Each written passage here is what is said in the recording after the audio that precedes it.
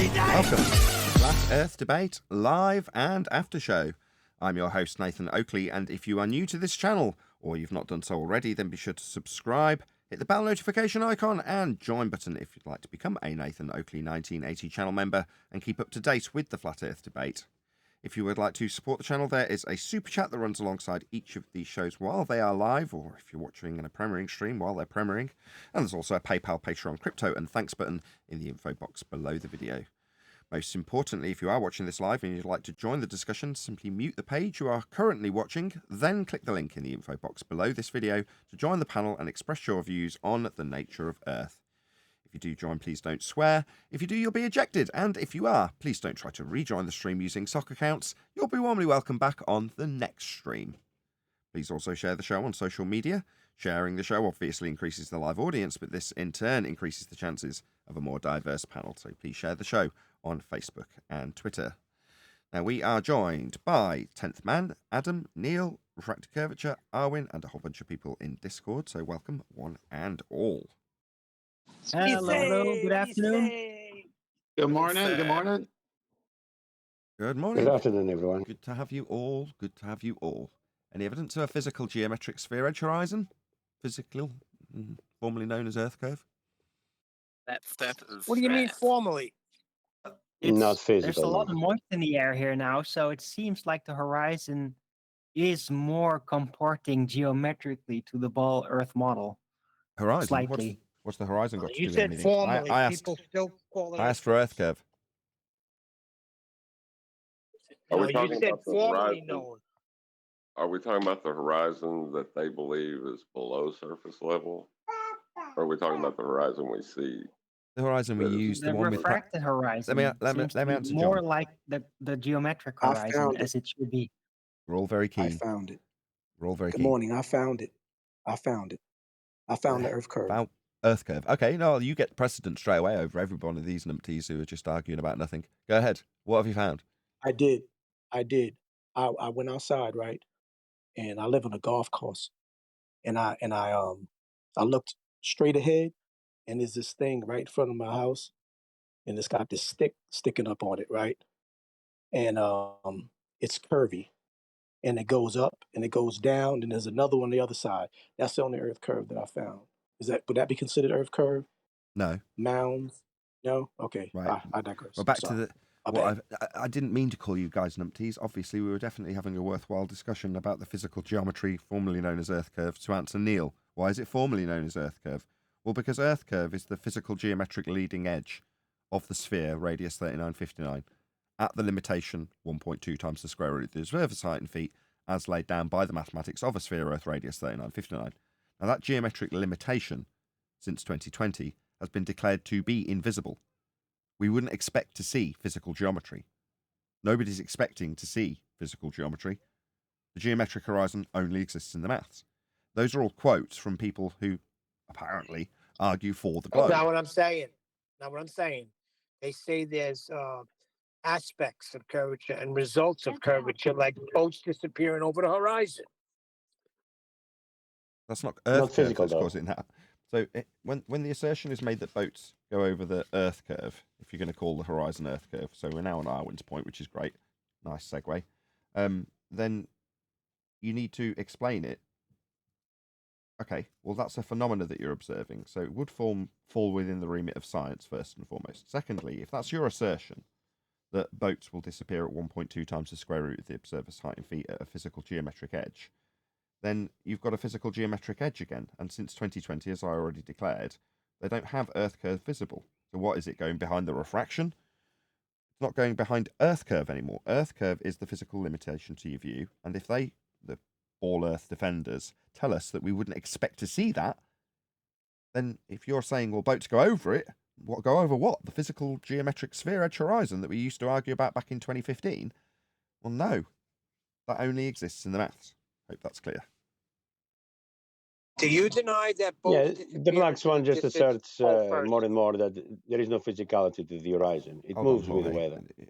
Neil's got to be in his bonnet for me denying something that's a positive claim from a ball Earth position. Well, me denying or affirming that boats disappear bottom up at the horizon. That would be to assume that the horizon is Earth curve, and then it has to have the physical geometry I laid down twice. Now you're testing my nerves. Well, also, you got to believe that physical geometry is below surface level, which is weird. No, but you guys don't understand. The Earth curve is like a phoenix. So yeah, the black swan completely burns down the argument, but it will rise up again on a slightly more moist day, and then it'll be back. You can It'll never never get that rise Earth up. curve away. What'll be back? It'll never rise up to surface level, though, Arwen. It's impossible. Yeah, but Yeah, their well, horizon is not at reflection. surface level. Their horizon marked with an X on their maths, it's way below surface level. So we're not talking about the same thing. Oh, it does rise to surface level. It's called refraction. Yeah, refraction won't fix that either. The refracted horizon or the geometric horizon are both below sea level. A bit quiet today, John, You're g- which isn't a bad thing. You're normally blowing my eardrums out with your overloaded mic, but today you're very soft and very subtle and very Refracted reassuring. horizon is not below sea level. It is in the maths. You've got the What? surface level, Oh, the right, on screen. geometric. Yeah, it's below surface level. Look in the maths on their diagram, and you've got surface level, eye level, and then geometric horizon below surface level. It is that simple. Yes, but the geometric horizon, but not the refracted horizon. Well, the The refracted one we horizon is a... actually see. No, it is also the refracted horizon. If you take Andrew Thomas Young's diagrams of refracted geometry, okay, fine. So we've got a geometric tangent point that we're going to base an R-based refraction on, even though we can't see it anymore to measure it. Okay, let's beg that question. Fine. The geometric horizon and the refracted horizon are both below surface level. That's a fact. What you want? This is the first time I'm hearing of that. I thought that And? refraction, which is not based on actual refraction, but a fictional thing, literally was there to smooth it out and make the horizon flat again. Yeah, make it Well- flatter. Hold on. No, you're right. But what it's doing is it's flat. What you're saying is 7/6 of a radius in standard form or any variant thereof will flatten out the geometry of the sphere itself. What you're actually doing at 7/6R is unbending the sphere.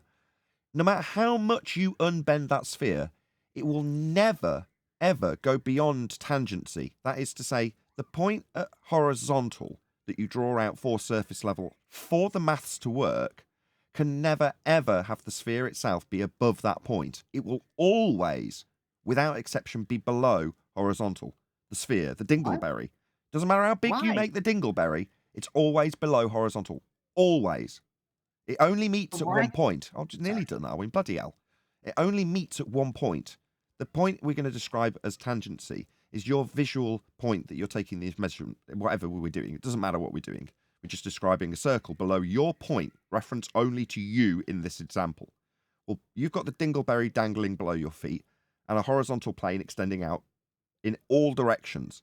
The ball can only be below that. Therefore, both geometric and refracted non-existent horizons that don't block boats anymore are both below that surface level. Facts, just so you know. You're stating that, but I don't know why though. Like, why wouldn't that fictional refraction formula be able to just flatten it out? I mean, Because why even if you does it did, have to? Why would it mathematically Just always told you. lead to below? I'm telling I you. don't get it. You said it. I don't get why. Though. well, I'm trying to tell you, and I'm trying to tell you again.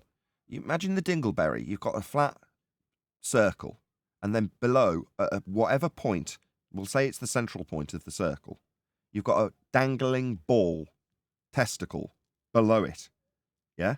Well, that ball, no matter how much you inflate that ball, it's always going to stay tangent to your position below surface level. Now, if you, with 7/6R, essentially straighten out that ball, unless you make it completely straight, and it can't be, it's a derivative of a circle in all instances, no matter how much you go to infinity, as Ruhif once did, it doesn't matter. It's still always below the surface level. It can't not be, because the ball surface is always falling away from you from that point. No matter how big you make it, it's still going to be falling away, no matter how minuscule. It's qualitative. It's always falling away in a qualitative fashion, no matter how big you make it, quantitatively. So you're basically saying that the entire formula concept itself is like a spiral, right? That's where the infinite usually comes into play when they invoke that. No. But it's basically like an asymptote, so it can never actually, within the graph, move beyond This is that not that different. horizon, that No. actual Let flat me point. just It state can't John's position mathematically again. move Hello. there? Hold on. Hello. No. The ball Earth horizon, that is to say, Earth curve, as John stated, is always below surface level. Only existent in the maths, always below surface level. Yes, the geometry. But I thought we were talking about the refracted We are. horizon, the fictional one. We are. May I try? Doesn't Yeah, matter but- how much you unbend that ball, it's still a ball dangling below a plane.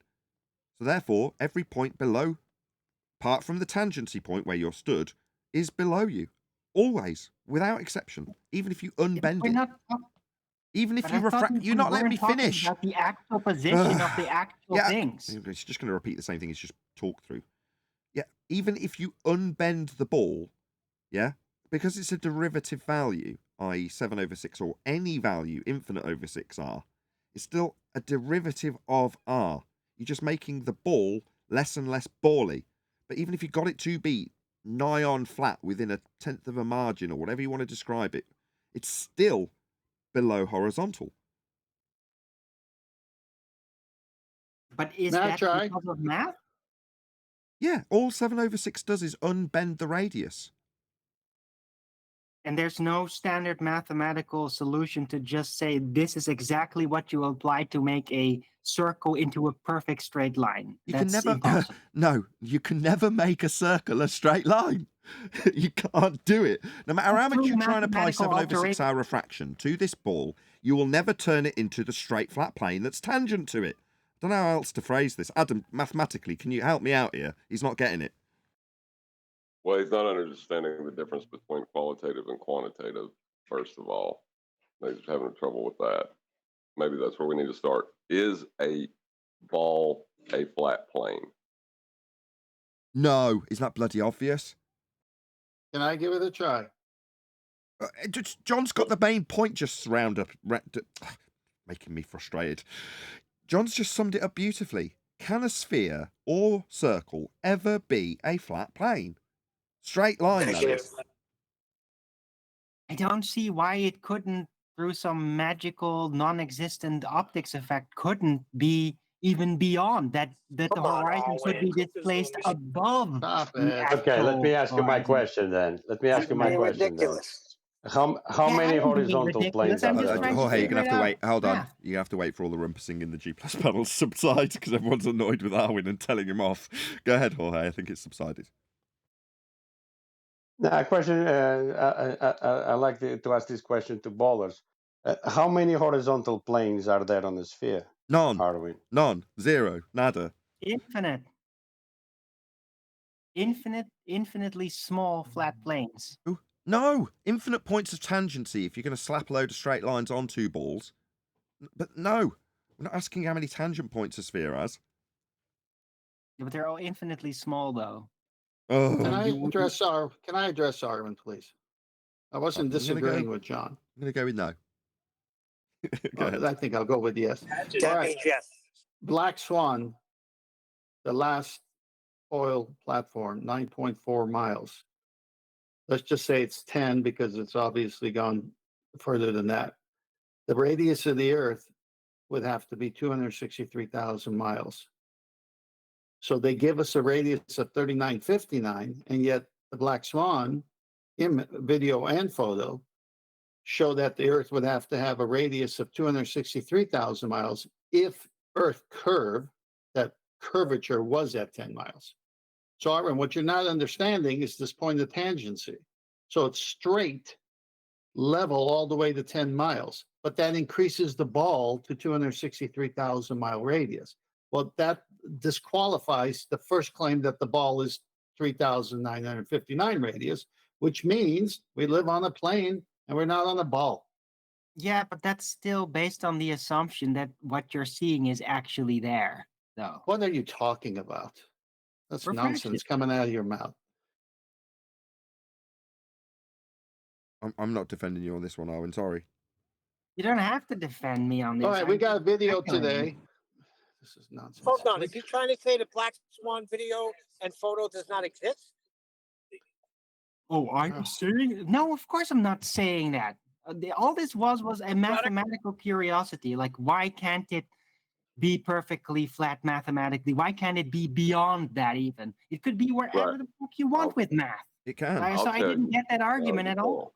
It No, can you be. can't. There are restrictions within mathematics and axioms within mathematics. You're wanting to contradict one to make the other true, to make something else in reality true, and you can't do that. A ball Okay. can never be a flat plane. But what if it was just like a looping in on itself visually? Like Rumpus would say, yeah, if refraction conditions are correct, you could, with a good enough telescope, literally see your own ass because you're looking at this perfectly flattened out ball that just interconnecting still like it were a flat plane. So you would then eventually see your own back end. Right. That's what You're mathematically stating the happened according to oxymoron. him. Yeah, you're stating the oxymoron without accepting the logical repercussions of it being an oxymoron, is all you're doing. Okay. Yeah, you can't have this married bachelor, Arwen, no matter how much you fight for it. Once you contradict a principle in the geometry itself, like, what did you call it, John? An axiom? Yeah, within geometry, you have principles and things that must hold true to be able to assert that geometry. Right, like circles aren't straight lines and things like that. Yeah, that's basic ones. Yeah. But what Arwen's illustrating for my audience quite eloquently is the cognitive dissonance that you must go through to try and both figuratively and literally square this circle.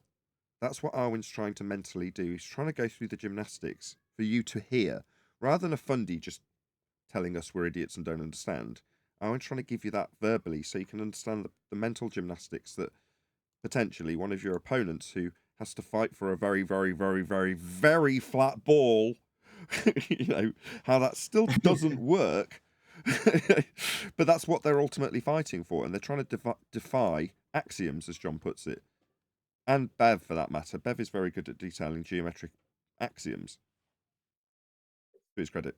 I was just getting to the nitty gritty of the details of it because also I didn't necessarily.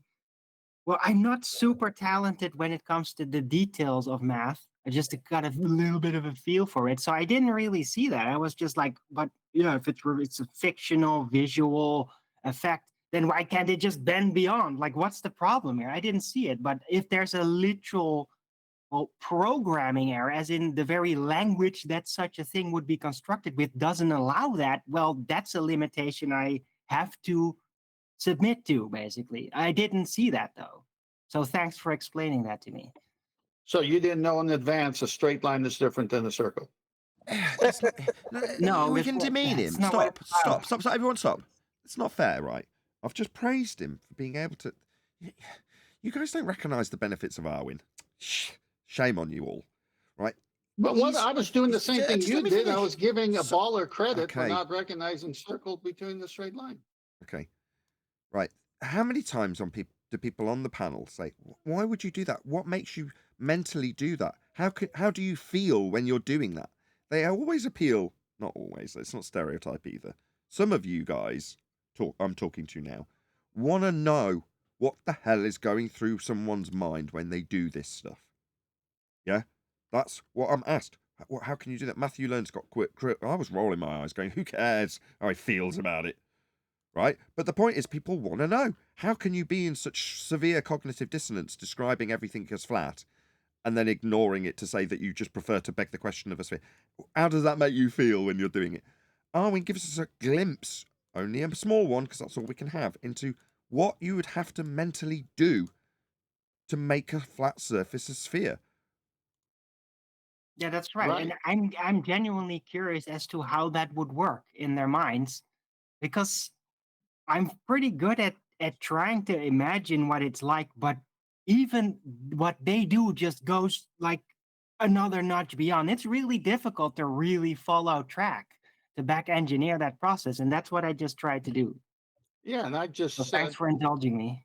and I gave you a glimpse that those people think straight lines are circles. Right, now we've got all the Exactly. qualifiers. You can demean the explanation disseminated by Arwin rather than Arwin, because if you just say it after Arwin stated it, it just makes Arwin sound like he's stupid, and he's not. No, I Come didn't. on. Oh my That's gosh, I didn't. ridiculous, Nathan. I didn't Look, hear that, Arwin is guys. a very delicate flower, and you all need to Oh respect my that. God, what are you Come on, peddling now? Nathan. What are you No, peddling I now get with it. that flower No, stuff? these buggers are pretending like I'm white knighting for you when I'm not. I'm white knighting for my audience.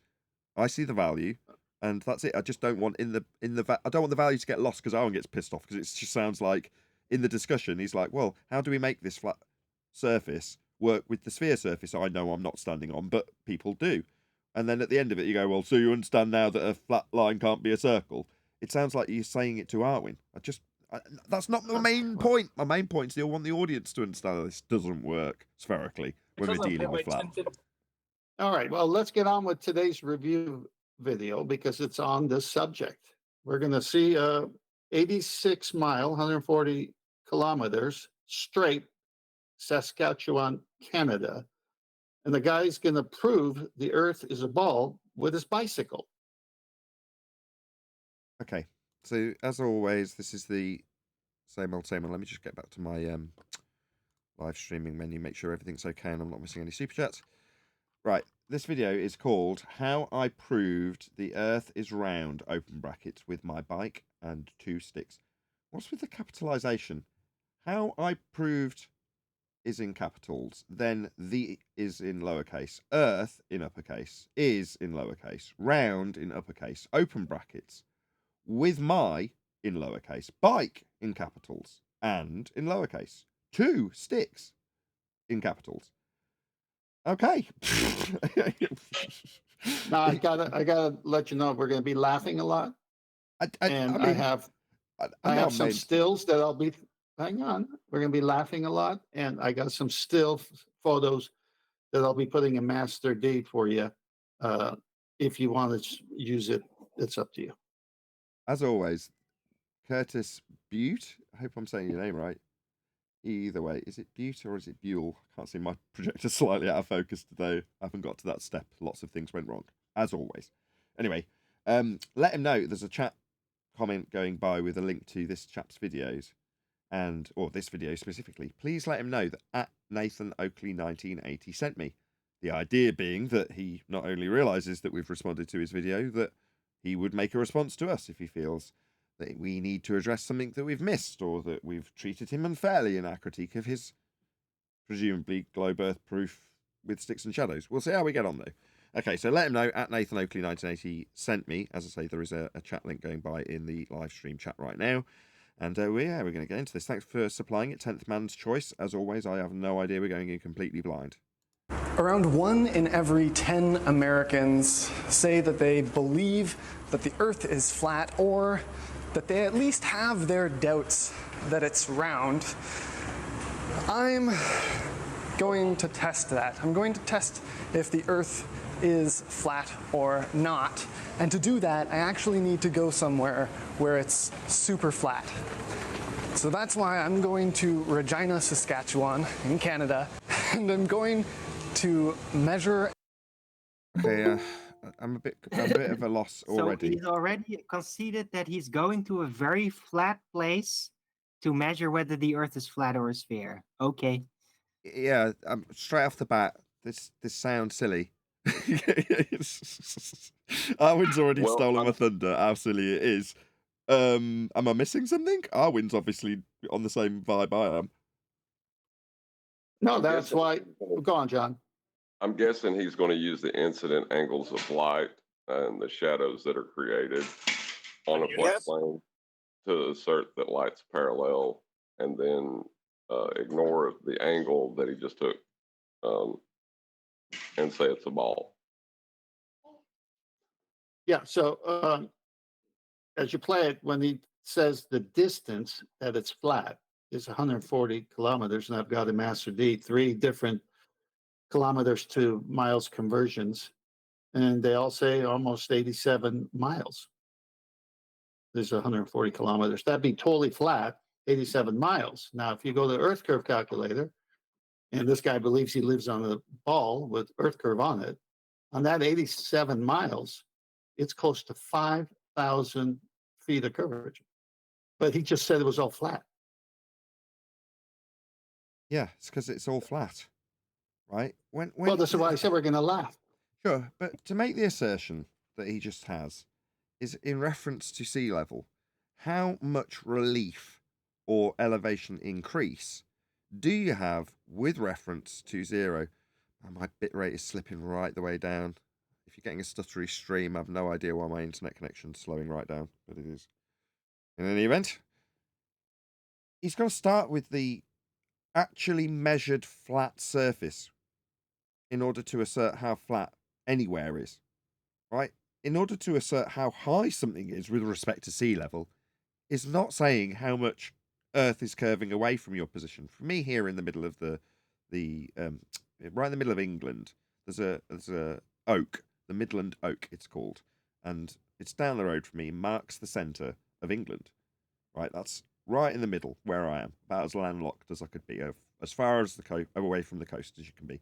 And I think from memory, I'm about 280 feet above sea level. Well, that's a considerable distance, maybe 150 miles from me to the sea, but there's only a 250-foot drop, there or thereabouts, till you get to the cliffs, and you can see the sea. Well, there's no Earth curve in that idea of an elevation increase from sea level up to 250, 260, whatever it is, I can't remember exactly, feet where I am. Now, for this guy, he's describing the same thing. You're at sea level, you go inland, and then you find out where we're going to start our elevation X number of feet above sea level, and then travel across a vast distance, and then stop and go, well, how much have I risen or fallen since I started this journey? Very little, therefore very flat. Okay, but the assertion is the ground is falling away 8 inches per mile squared. So what we're going to have now is a description of how a flat surface is actually curved. That's all we're going to get out of this numpty, which is what we've got now, because this is numptiness. When you say how flat something is, let's go see if we can find out how curved it is. Just seems crazy. And calculate the size of the Earth using just my bicycle and 2 sticks. This is not a joke. That makes no sense. You've just described how you're going to measure a flat plane because it's very flat. And then you're going to say, how are we going to get the size of the Earth? So you're implying it's got a size and shape. Why are you going to get that when you're deriving it from a flat plane? But that's what we'll be doing, right? Deriving it from a flat plane? I'm here with Casey at the Saskatchewan Science Center, and we've got 2 identical sundials set up. Right now, since they're in the same place, the shadows are the same length. But I'm going to be leaving one of them here with you, Casey. You ready? Let's do it. Okay. And Why doesn't he explain the methodology? Maybe we'll get into it later in the video. But based on a presupposition that the angle change between these 2 shadows, which will be taken off a flat plane, he's just shown you. We've got, what, right angle things. Okay. So we're going to take angle differences off a flat plane then, with these sticks. Right. Well, that means you've got 2 angle differences. Can I ask a question? A flat surface. I mean, not in the middle of my point, but go ahead. So, because I'm not looking on YouTube, I'll have a look in a second. Does his bicycle has pedals? Does this bicycle have what? Pedals. Pedals? Yeah, I would assume so. Looks like a push bike. I mean, why would it need pedals on the sphere? Just push. You go. It should have a vertical drop 8 inches per mile square. It doesn't need pedals. whee! Well, morning, that's guys. tricky, man. Okay. Morning, everybody. Hey, chocolate. Like I say, if you're getting a bit of a stuttery live stream, I do apologise. I have no idea why my internet connection rate's waving all over the place, but it is. He is going to set it up on this very spot right here. And I'm taking the other sundial, and I've strapped it to my bike. And I'm going to bike down that road right there. And that road is the reason that I've come all of the way to Saskatchewan, because that road is perfectly straight for somewhere around 140 kilometers. Okay, so the distance that he's going to measure along a flat, straight road. Right, but if you were doing this over a chord line for a sphere, then you'd have to be travelling through the ground to get a straight line distance, wouldn't you? It would be a chord line, but that would mean you dissecting a sphere by slicing the top of it to give you a straight flat road to travel along. Otherwise, you're travelling up and over.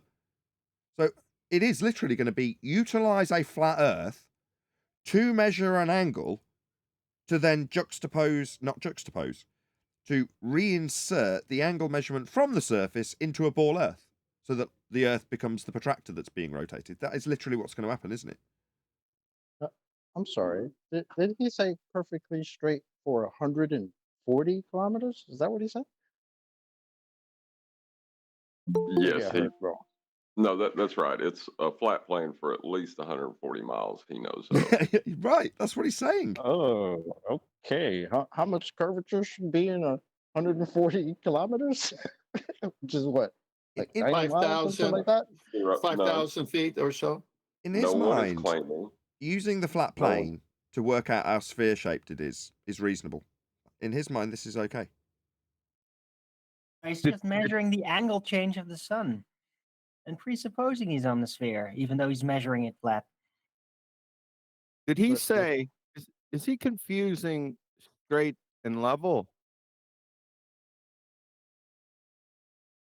Maybe you're just as confused as I am, because I could have sworn I heard him say straight, a straight road for 140 kilometers.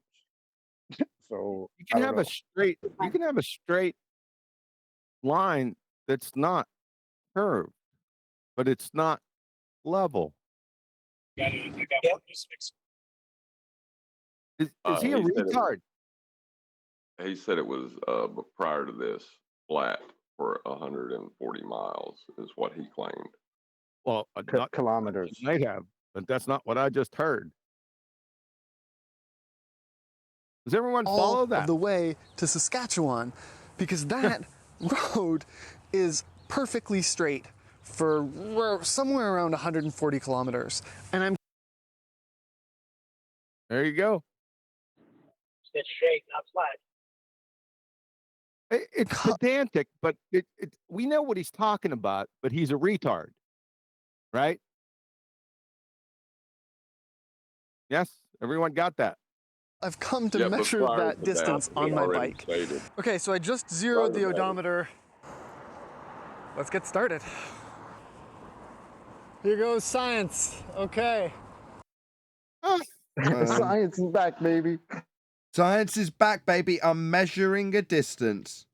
Does he not understand that this is clearly, at the best, maths? That's what this is. He's measuring something. Why does he say He doesn't know with a that bike. science. Go on. Well, he just doesn't know that science isn't math. Right.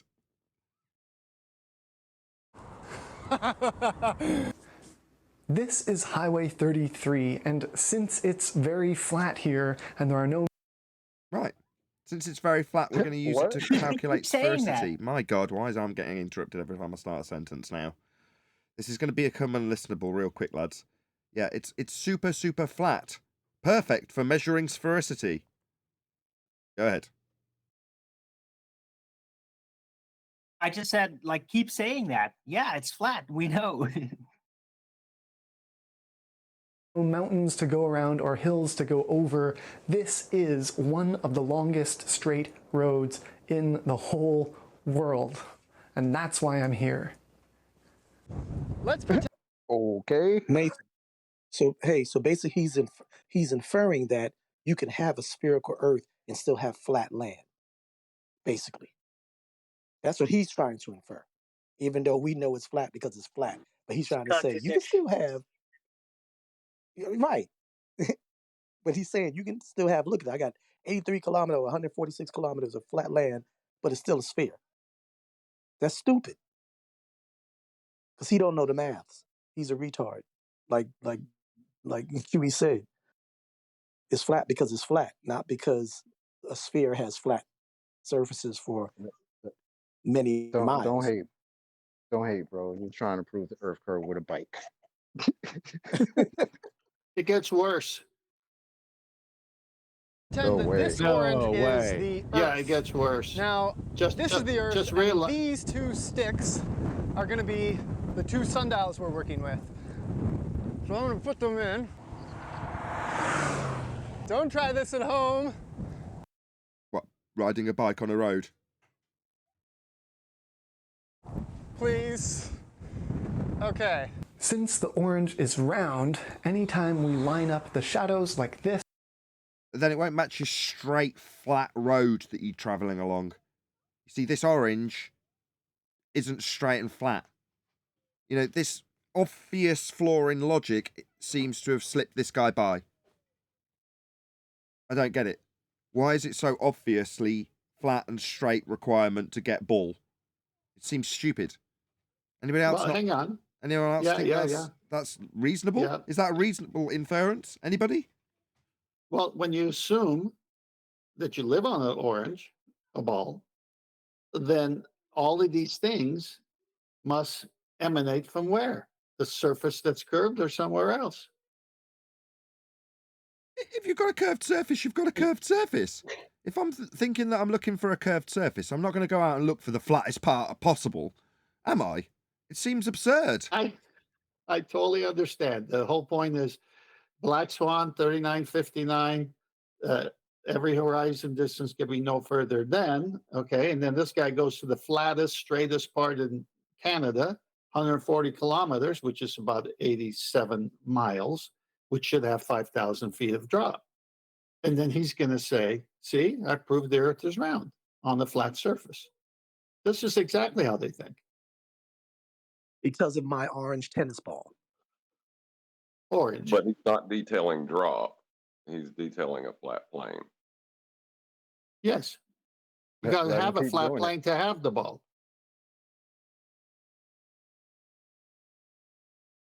The ball came from a flat plane. He's just showing us how. they will never be the same length. If the shadow on the right is short, we can expect the one on the left to be longer. If they were the same length, then the orange would have to be flat. Now we can also... There's we the flaw in logic. Should we just hear that again? What? Yeah, just let's hear that again. The shadow on the right is short, we can expect the one on the left to be longer. If they were the same length, then the orange would have to be flat. Now we can also measure the... What? If they were the same length, the orange would have to be flat. That makes absolutely no sense whatsoever. If you move a light source over two sticks on a flat surface, they'll have different length shadows, as one is further away from the light source than the other. I mean, this is stupid. Is he literally Well, see, inferring that this demonstrates that it is spherical, as opposed to, well, it could work either way, but I've decided it's spherical? He actually thinks it's proving it one way or the other. Wow. Well, you remember the whole point of Carl Sagan and these guys, when he bends that plane into an arc of a sphere and the shadows change, is that the shadows, the differences in shadow lengths is due to the Earth curving away. But this guy went to the flattest, straightest part, but he's not bent. He's not on that orange that he's talking about. So their whole thing is sun far away, parallel rays, and the Earth is curving away to cause the shadow lengths. Whereas, like you said, a much closer light, the sun, and as it moves over two sticks, it's going to cast two different. I mean, it's divergent. It's obvious. Right, but even within the parallel claim, it's still on a flat plane because you're measuring the angle of incident where the tip of the shadow, right, with the top of the object, right? You're going to measure that angle in that flat plane below it. So even the parallel rays requires Earth to be flat. So yeah, exactly. So it's a carrot, Don. It's a carrot, not an orange. Hang on. And he even puts a drawing of a 90-degree in Regina and the other place with a right angle triangle. You'll see that coming. It's so amazing. length. Did you want to add something, Jorge? No, I'm just saying he got the color right. I think he confused the orange with the carrot. Carrot is orangey though. Okay. Of the two But shadows at the it's same it's plain. time When and you measure say- the distance between them and figure out the circumference. Since the sun is really far away, we can treat its Really? Why is the sun really What? far away? Oh, is it because of Kepler's third law of interplanetary motion and the assumption Christian Huygens made that Venus had the same R value as Earth as a sphere? So before we've even got any measurements, we're going to decide that we've got an infinitely far away star? Or one that's scaled with Kepler? I'm not going to make that assumption. Why would I assume that? No, I don't assume the sun is anything. I don't know how far the sun is. I know it moves over GP positions throughout the day. That's about it. You know that Christopher Huygens, he's got his dumb. Oh, I almost swore. He got his dumb in a lot of subjects. Did you know that? Huygens? Guess what? Yeah, Huygens. Huygens. Yeah. Huygens. Yes, I knew you mean. Huygens. Yeah. You know that modern ether theory, guess where that came from? No way, that came from Huygens. Really? I did Yeah. not know that. Wow. Yeah, I'll get you a citation. Yeah, you can move on. Sorry to interrupt, but when you said Huygens, he's everywhere in some numpty shit. Sorry. No, that's a worthy interruption if ever I've heard one. light Well, as thank you. coming in straight lines. And therefore, What? Has he never seen crepuscular? Crepuscular? How do you say that word? Anybody? Help me out. What the heck? Crepuscular.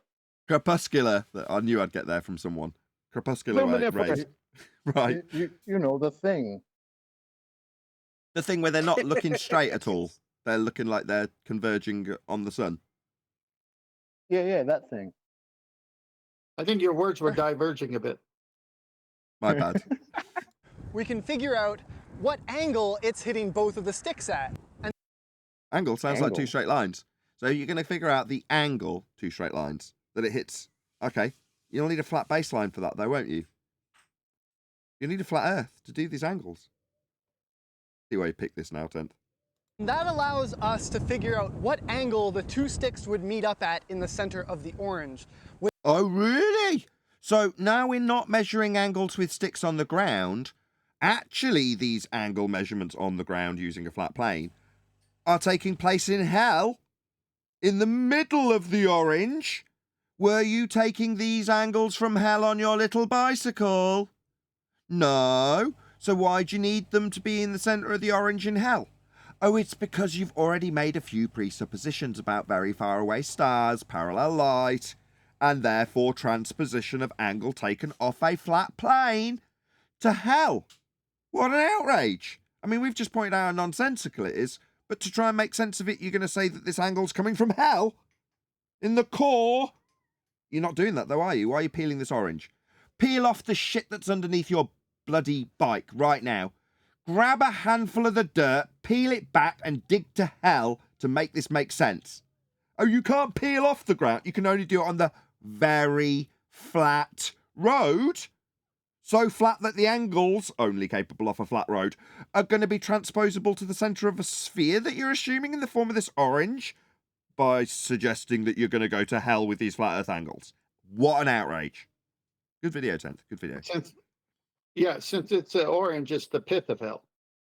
without having to pull the orange apart. Let's say that angle, this angle here, is Holds it up to the straight flat road. I don't see any fiery molten iron core in the distance there, Sunshine. So why would it be that we're in the middle of an orange suddenly? This seems very silly. Anybody go to the centre of their orange today? To use the flat earth angles taken from the surface? Doesn't Can you seem like a get- very appealing argument. Does the molten iron core get a lot of sunlight in his mind I don't know. to measure? these angles? How many angles you getting in hell? I really don't know. He thinks he's getting a 45-degree angle from the centre of a sphere Earth he's not standing in. Yeah, you heard me right. 45 Maybe you degrees. should ask Danny Faulkner. That's 1/8 of a circle. So the distance between... Oh, I see. So the angle you took on the surface, as detailed earlier, totally called it, is actually a section of a protractor that is Earth. So the orange is now the measuring device for how many degrees. So basically, Earth becomes a big protractor with you standing in the middle of it. But you're not standing in the middle of an Earth-based protractor, are you? With Earth rotating around you to decry how many flat Earth angles you took off the surface? It's just stupid. the two sticks, this distance here, that is 1/8. That's 1/8 of the circumference around the orange. So yeah, if you transpose the angle from the surface to the center and make the Earth the protractor that you've just used on its surface. Why? Well, so I can have the angles that come in parallel, obviously, move to the center of hell. You weren't taking any angles from hell. You're not moving any angles to hell. And you're certainly not going to infer that the protractor you're using on the surface is actually the core of Earth rotating. That's what they're doing, ladies and gentlemen. That's all the trick is. Take an angle from a flat Earth, put it in hell, and rotate the Earth as though it's the protractor. That's all that the trick is. So we measure that distance, we multiply it by 8, and we know how big the orange, or the Earth, is. How? Off a flat plane when you got angles from a flat plane? There is no orange. There is no sphere. You just measured how flat it was. That's what I'm doing, except instead of these two sticks, we're using sundials, and instead of measuring this with a ruler, I'm measuring it with my bike. With your balls. That's what you're measuring it with. But you're not standing in the middle of the ball to get the angle that you're going to infer is a protractor rotating around your position when you're in the center of hell. So, yeah, this is nonsensical. Right now, in Saskatchewan, I got the wind at my back, and it is a beautiful day. On God's flat Earth. I'm clocking at 28.8 kilometers an hour. This is just great. Things are awesome. To celebrate the 100-kilometer mark, I'm going to eat the Earth. That was an orange. The one that you assume after you've travelled 100 kilometres on a very flat road. I mean, this is religious fundamentalism. Right, I'm going to eat... still got 40. I'm going to eat the protractor, I'm going to infer, is the angle I've taken from the surface. Go on, 10th. I'm laughing so hard the way your commentary is perfect. No, he's still got 40 more kilometers to go. He's going to celebrate the 100-kilometer mark. He's eating the Earth, and he's so happy he's got wind in his back. These globers are amazing. It's pretty good. It shouldn't surprise you that I'm not the first person to do this experiment. No. An experiment is the establishment of the cause of a naturally occurring phenomena by way of systematic experimentation based on a scientific prediction, otherwise known as a hypothesis. A hypothesis establishes your presumed cause of the effect you are studying, known as the dependent variable. Your presumed cause is known as the independent variable, and you will vary your independent variable to see if it causes the dependent variable. That is hypothesis actualization, otherwise known as an experiment. This is a guy on a bike measuring angles off a flat Earth. It is most assuredly not an experiment. Well said. Kiwi, get ready for your dang Erasthenes quote coming up. A Greek scientist Nate. named Eratosthenes Excuse did it 2,200 years ago, except instead of it being... Nathan, for the benefit of the doubt, I know it's not a scientific experiment, but could you kind of, for the benefit of the doubt of this numpty, can you break down, if you were misinterpreting a scientific experiment, what his natural phenomena observation was, then his independent variables are, and then how his hypothesis is proven, just for fun? We failed After at the step show? one. It doesn't have a naturally occurring phenomena to study. Okay, so we can't even go forward with that. I No. digress. I'm sorry. No, this is a measurement. This is mathematics. This is a quantitative thing in terms of the inferences he'll draw thereafter are absurd. We've pointed that out. But in terms of, to answer your question, where would this fit into the scientific method? Where would be his independent variable and dependent variable, therefore, what's his phenomena that he's studying and what's he varying to cause it. He's not. There is no what phenomena? Him travelling along a road holding sticks. That's not a naturally occurring phenomena. I don't often look out my window and go, "Oh my God, it's that biker again doing the angle thing. This happens all the time. I must vary and manipulate something to figure out what caused that effect." Otherwise, it's going to make me look at bikers in a whole new way after that. But he did start the video by saying calculate. And then he went go science, didn't he? He's just trying to, like all of them, lend a bit more validity to his bullshit. If you think as an audience member that he's doing science because you were trained in 5th grade that science is empirical, that's if you follow the method I just disseminated with a null alongside the scientific prediction. That's a hypothesis. That would be to say, if I vary my presumed cause, it won't cause the effect. And with those two alongside each other, if A then B or if A not B, then you can only have one outcome. Either it'll cause it or it won't when you vary it. Therefore, the outcome, if A not B, if it doesn't cause the effect, is an empirical outcome. If A then B, you do cause the effect, is an empirical outcome. So that's why when people use this terminology like science, let's go and do an experiment, here's my hypothesis, it's because they want you, the audience member, to instinctually know that there's some empiricism attached to his total bullshit that has no empiricism and it's just a measurement on a flat earth with him eating an orange and saying he's in hell with the angles coming from the centre. In Regina and Staunton, he used the cities Alexandria and Syene. And those cities were 800 kilometers apart. It must be that there's bike thumbnails smashing at people's eyeballs while this is going on, because there's well over 100 people watching. Woohoo! Please share the show if you're watching and you've only just joined. There's a good chance that without me even prompting them, there's people who watch regularly and have already shared the show, and that's probably why you're here. That's probably why we're at 106 people watching. Wonderful. Please share the show if you've not done so already. If you've only just joined us, you probably won't be aware of what we're doing. We are covering how I proved the Earth is round, open brackets, with my bike and 2 sticks. Please let him know. Obviously, come back if you've only just got here. At Nathan Oakley 1980 sent me. So there is a link to this guy's video, which is Kurtis Baute.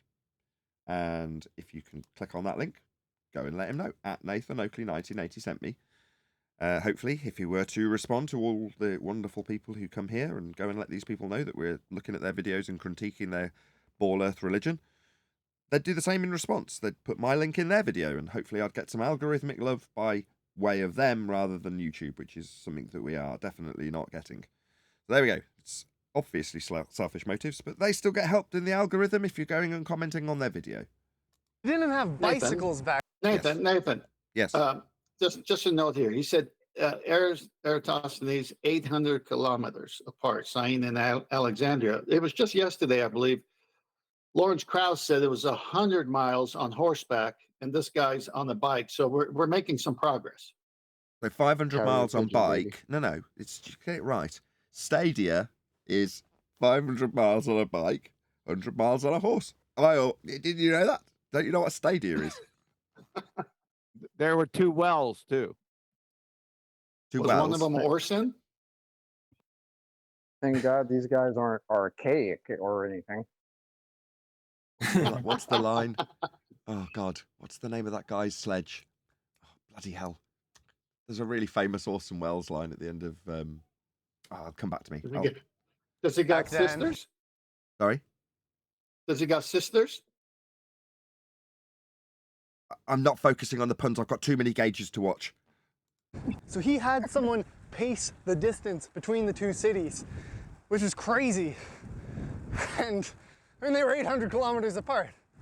And his measurement and his calculations were so precise that Here we go. it was still within 1% to 16% of the actual circumference of the Earth. What? Hold on. Am I right in saying a couple of weeks ago I came in and said something that had a 4% change was noticeable, and Anthony was all over me like flies on dog do. We were like, nah, up to 5%. That's just margin of error. And I'm like, really? Up to 5%? Yeah, margin of error. Beyond 5% is significant. I'm like, no, okay, fine. My 4% change isn't significant then. It's just margin of error. Whatever.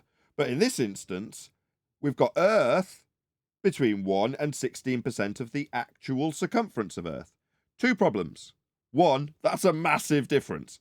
2, let's see the actual circumference measurement so we can compare and see if this scale is right. Where's the actual measurement?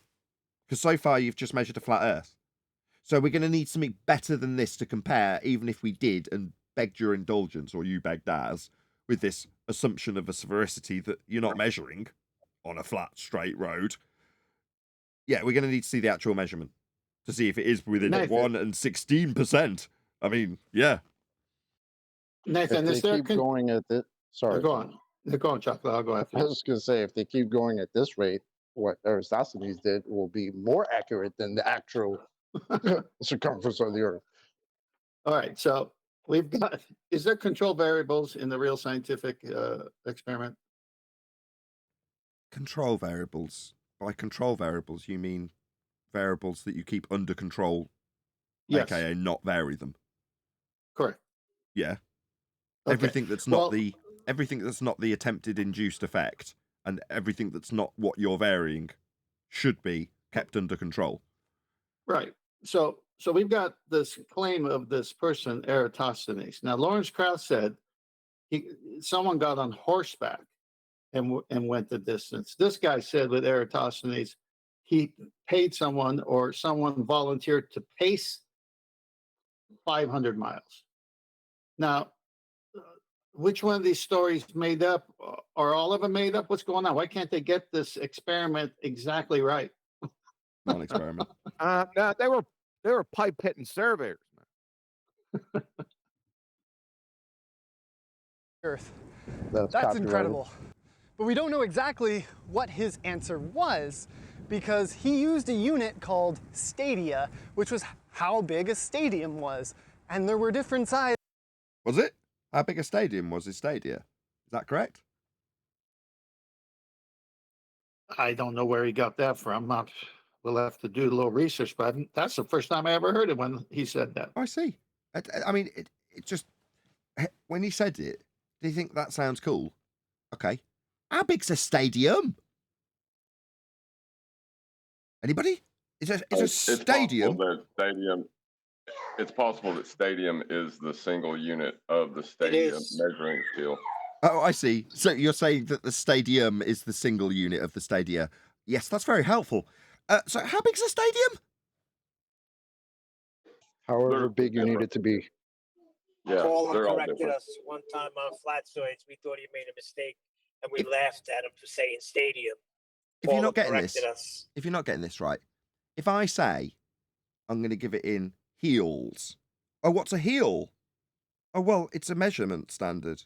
I mean, I don't know what it is, but I think it's town halls. What do you mean? Well, it's the size of a town hall.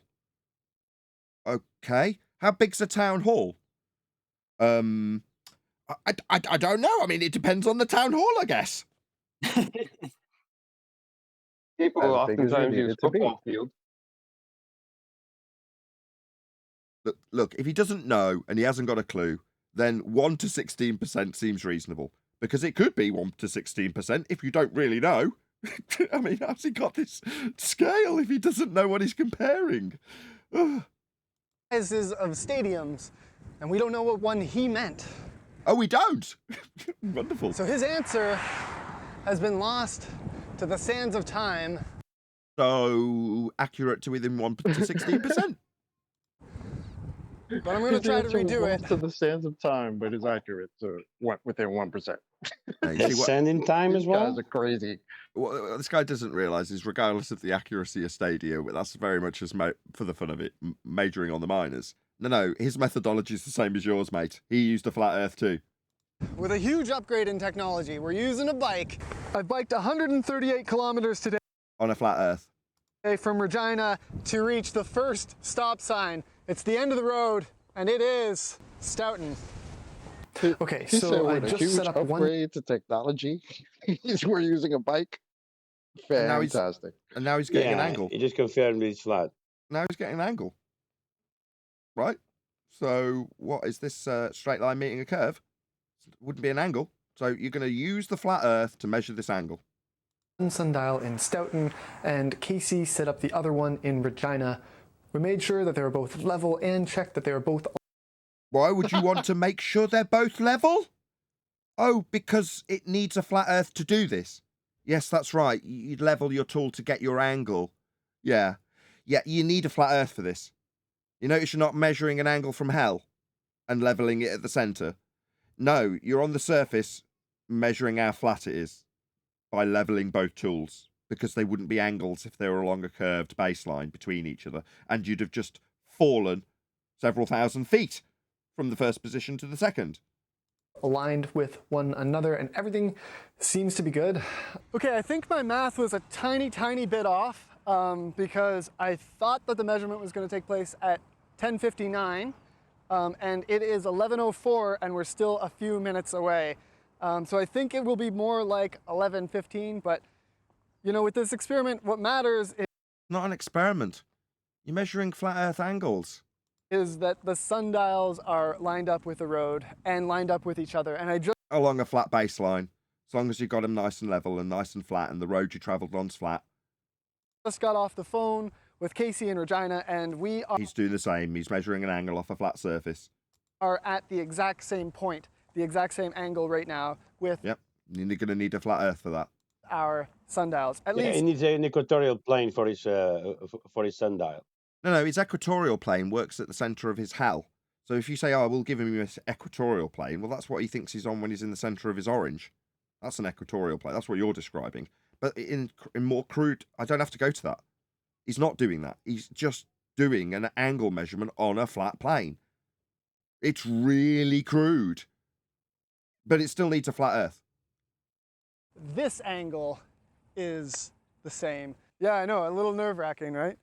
We're really close though. Mine is officially on the meter stick.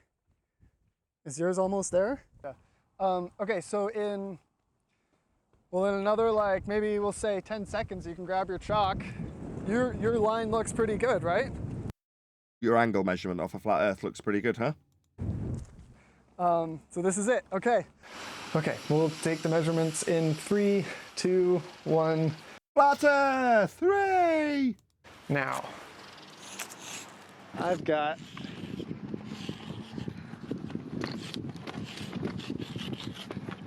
okay, I just measured my shadow, and mine was 66.1 centimeters, and then I called. I'm okay. We're only halfway through this video. What else could he possibly have? Is he just going to go through his maths of extrapolating out a flat plane measurement to a sphere Earth at the centre on a chalkboard or something, 10th? What he's going to have is don't say 90 coming up soon.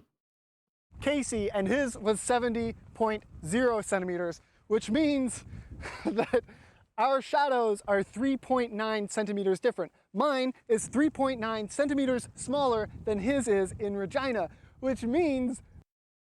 Come again? Mine is 3 centimetres smaller in Regina. Don't say that too quickly. Did he say vagina? Did he say vagina? No, Regina with an 3 R. centimetres smaller in Regina.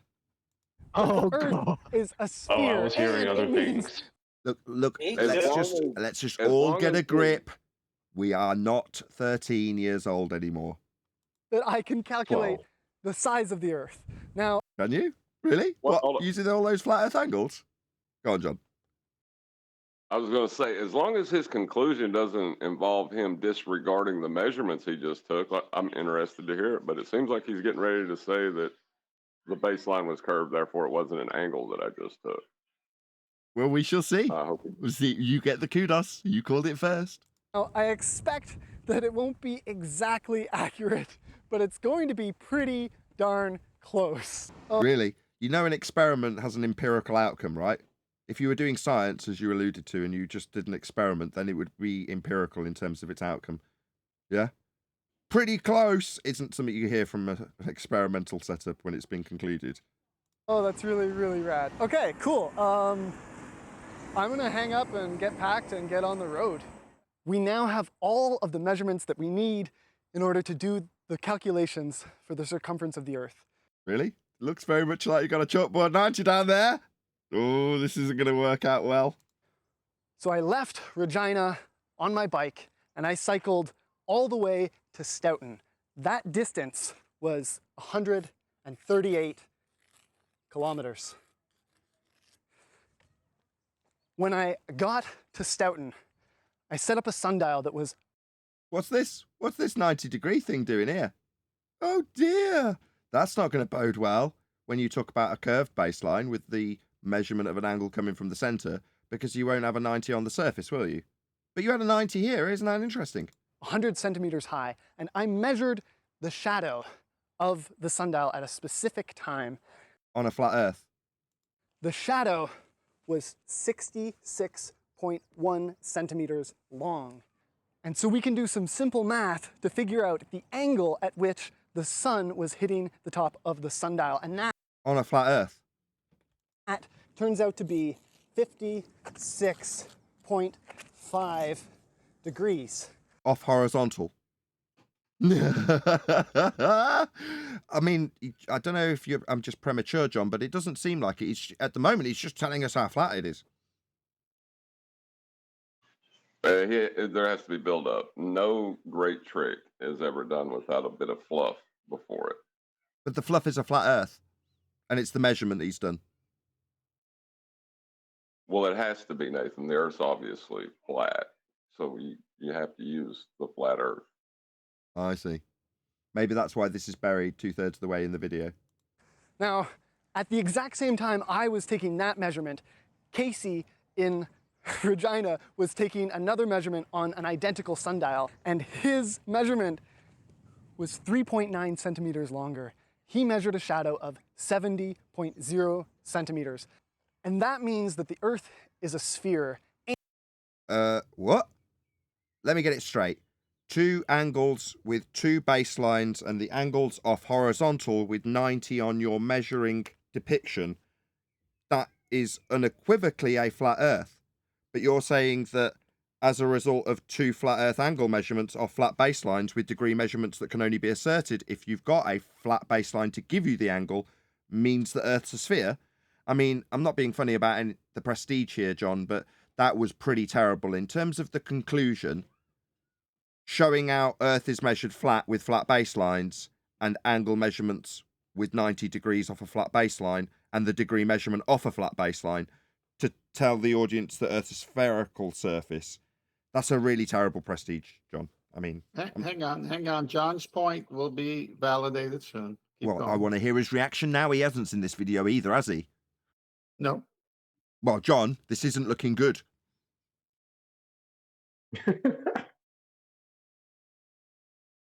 No, he's not playing along. Oh, I'm sorry. I didn't know what I was supposed to say. My lines. I lost my page on my lines. That's all right. The script was late coming today. Sphere, and we can calculate its circumference. We use the same math to figure out the angle that the sun hit the top of his sundial. On a flat Earth. That was 55.0 degrees. Off horizontal. Since we know How the is he angle getting that that off the sphere? He's not. He's And getting he it off a uses flat math. Earth. He's He's not just repeatedly showing us flat Earth measurements over and over again. Well, and he uses math. He just said it. We're using this math to come to that conclusion. And yeah, all the measurements, the actual measurements, were all flat. So he's Sun saying hit- flat, but in his mind he's doing it on a sphere. What a numpty. No. Don't miss No, this. No, he's not. In his mind, he's doing it flat because he just showed you the diagrams of it flat. So no. No, but I'm saying his logic is it's a sphere. Other than saying, look, if I measure flat Earth elevation, sorry, not flat Earth elevation. If I measure flat Earth angles off a flat baseline with respect to horizontal in 2 different positions, then my flat Earth angles means the Earth's a sphere. Yes, Neil, that is literally how ham-handed this has been so far. And now we're back to how flat the angles are. And how flat Earth must be to get them. Don't miss the hidden gem here. Yeah, the sticks represent as zenith points on the ground, and shadows and the angles to the sticks. No. He's using a flat Earth. No, that's not. He showed that on the bike halfway along the trip in the orange, but then when he showed where he got angles from, he got them off a flat baseline. With respect to horizontal, he told us the degree. Again, necessitating a flat Earth to assert at all. So while he might say, oh no, they come from the centre of hell, and these sticks coming out of the protractor that is now Earth, an orange, are the angle I took off the flat surface I've just measured. They're not. He was never in hell. And the angles that he took weren't coming out of the centre of it. They were on the surface measured flat, as he's just shown in his diagrams. Both of those Don't miss- sundials. And since the sun is really far away, we can We mustn't forget that you assume that. I didn't make any assumptions about the sun, but you must make assumptions about it based on Kepler and Huygens. calculate the angle that those two sundials would meet up at if they met in the center of the Earth. Why would we be doing that if they were meeting at the centre of Earth? Okay, now peel back this tarmac like you peeled back the orange peel. Dig your way to hell and we'll see if that's true. We'll obviously have a circumference value then, because you'll have dug down the radius value to the centre of hell.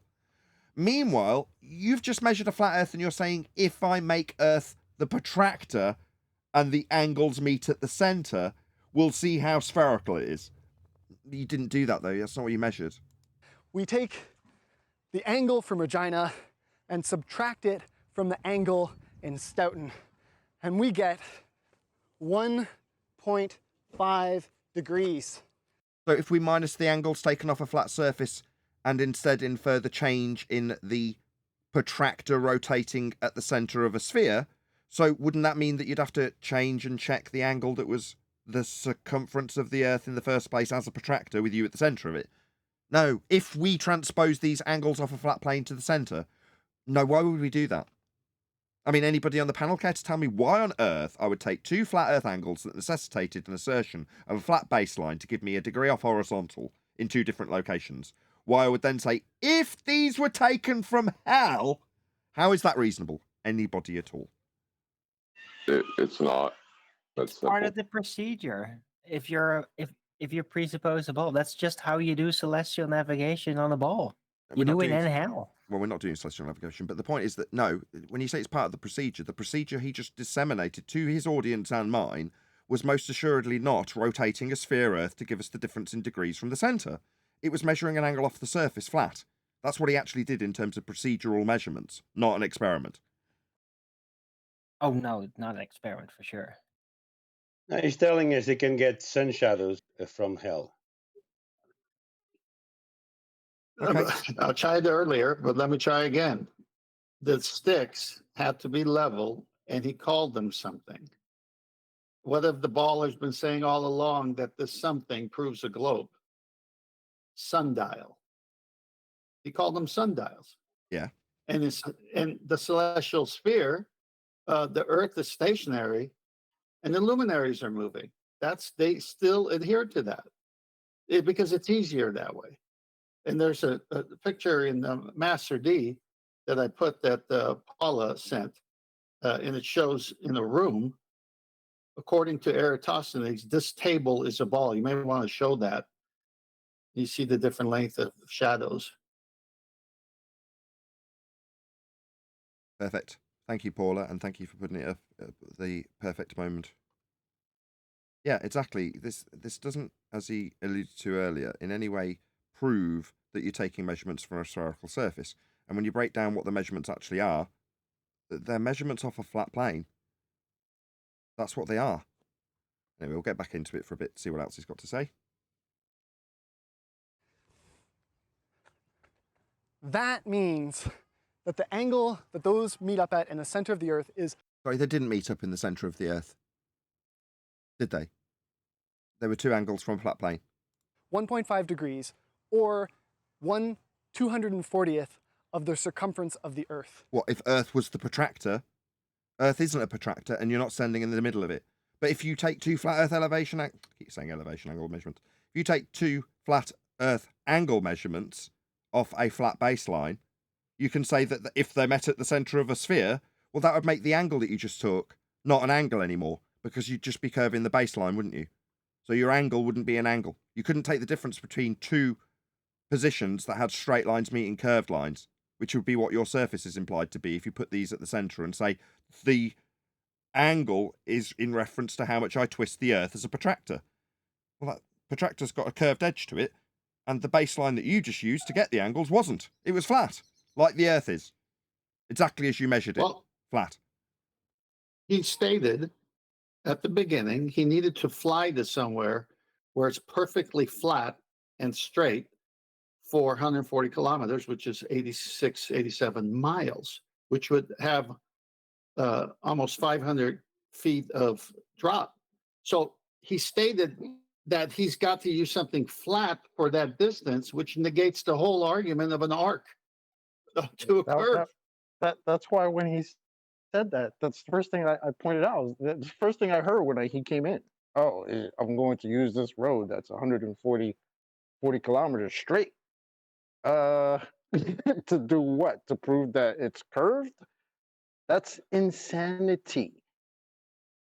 Well, even exactly, and even if he took it to the center of a circle, then the vertex meets at the center, and two straight lines would meet a curved surface. But he didn't use a curved surface; he used a flat surface. So I mean, it's just mind-boggling.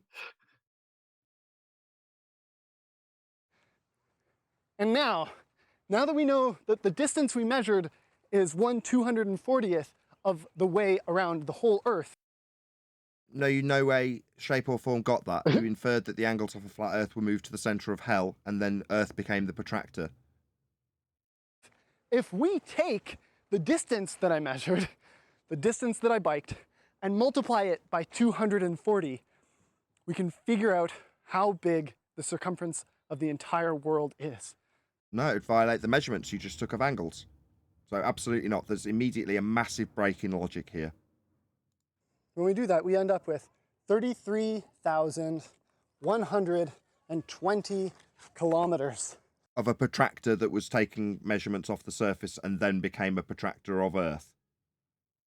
And now you've measured the size of your protractor that you're saying is Earth with a curved surface that wouldn't give you the angles you measured in the first instance. This is an abomination. By my calculations, that is the size of the Earth. Well, really? Well, after measuring it flat, I'm thinking no. And it's pretty darn close. The true size of the Earth is unmeasurable. It's definitely not a sphere, though.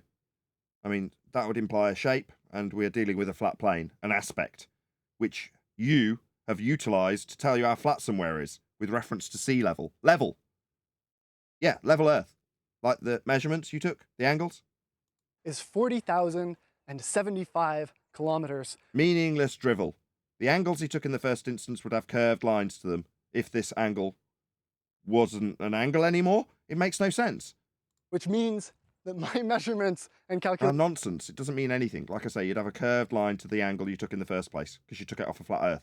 calculations are only 17% off. Meaningless nonsense. Eratosthenes' measurements and calculations were maybe undefined, because you don't know how big a stadia is, but now you're going to tell us how far off they were? Really?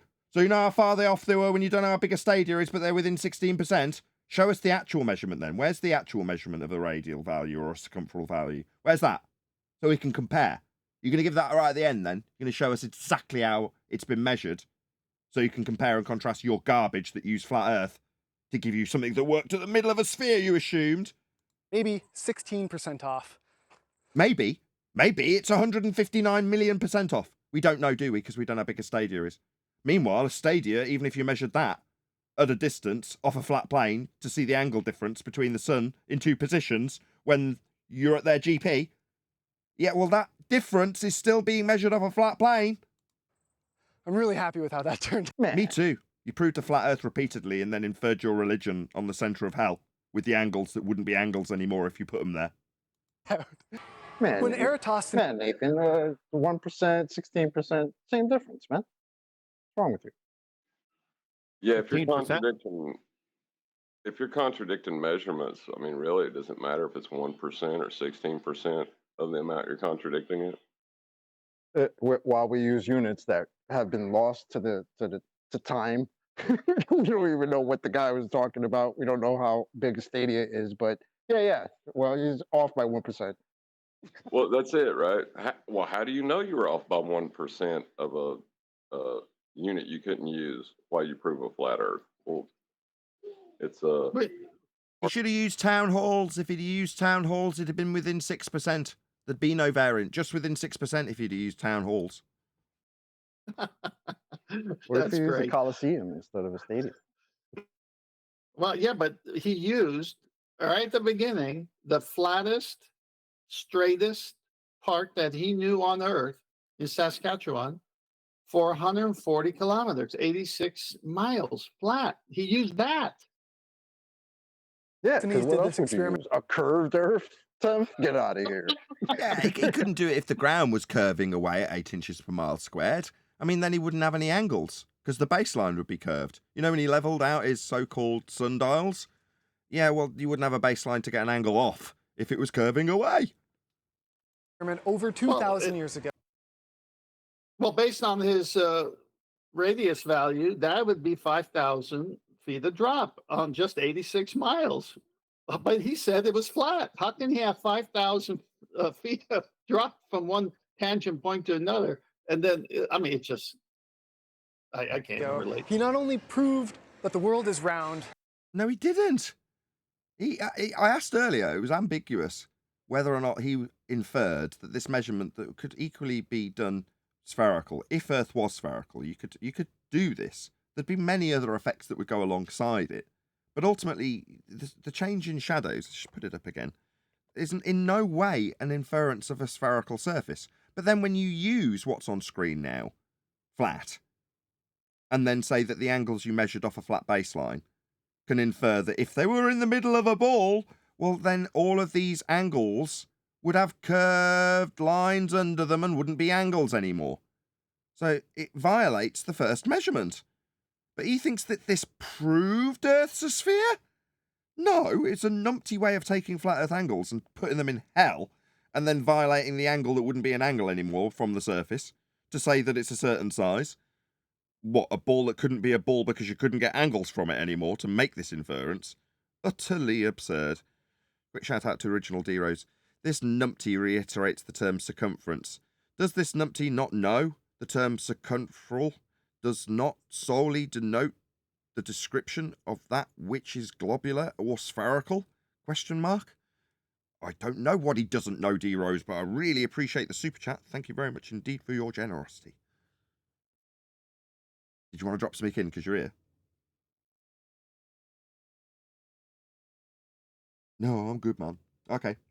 But he measured it and proved that it is a knowable thing. The Earth is something we can experiment on and learn. Just keeps doing it. Now he's done his little nonsense flat Earth measurements to infer sphericity. He's back to experiment, experiment, experiment because I've proven a sphere. No, you haven't. No, you didn't. No, it wasn't. Learn about. He calculated it, not measured it. He calculated Earth as a sphere with flat Earth angle measurements, yes. I'm really happy with how well my experiment turned out. It wasn't an experiment, it was a measurement that was off a flat plane.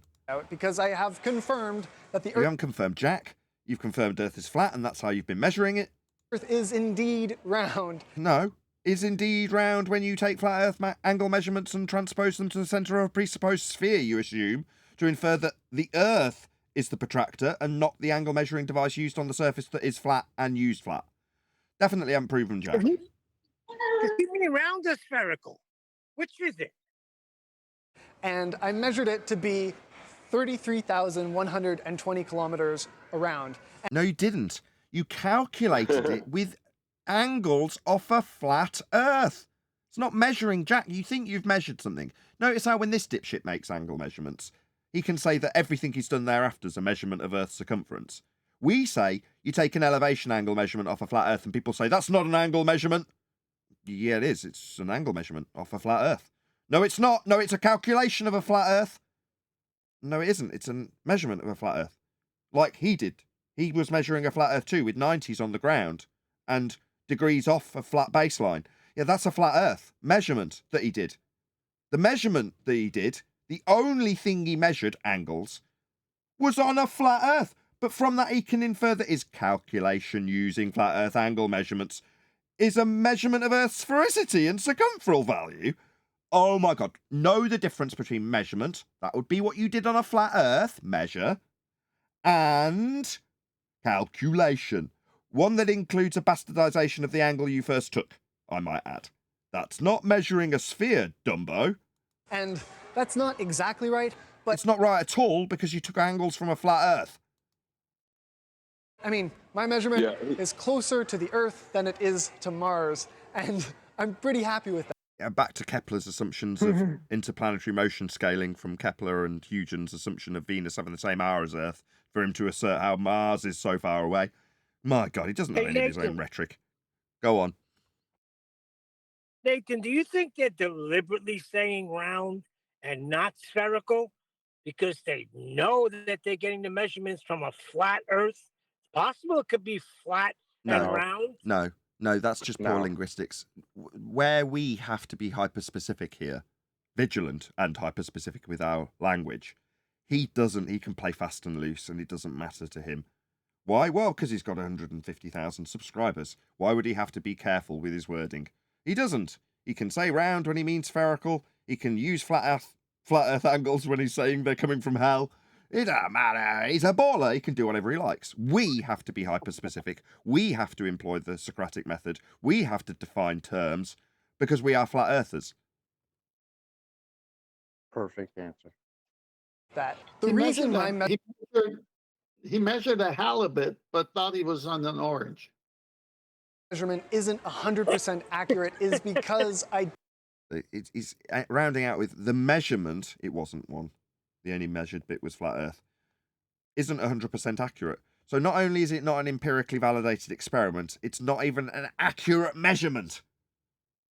didn't manage to line things up perfectly. So In your measurement of a flat Earth, the angles that you got off the flat baseline. we took the measurement about 12 minutes too late, which is enough to make an error of 17%. But the angle error was an angle error off a flat Earth. The angle changed, didn't it? So you're changing how much flat Earth angles are represented off a flat Earth when you take them off a flat baseline.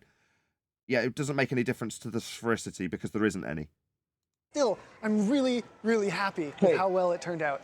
It wasn't accurate. It wasn't an experiment. I don't know how far Stadia is. I don't know how to compare, but it's within 1 to 16%. I'm elated. I failed on 9 out of 10 counts, but I'm really Sounds like he's pleased. in love with his ball. He's Wait a giddy minute, would it over a have been- globe.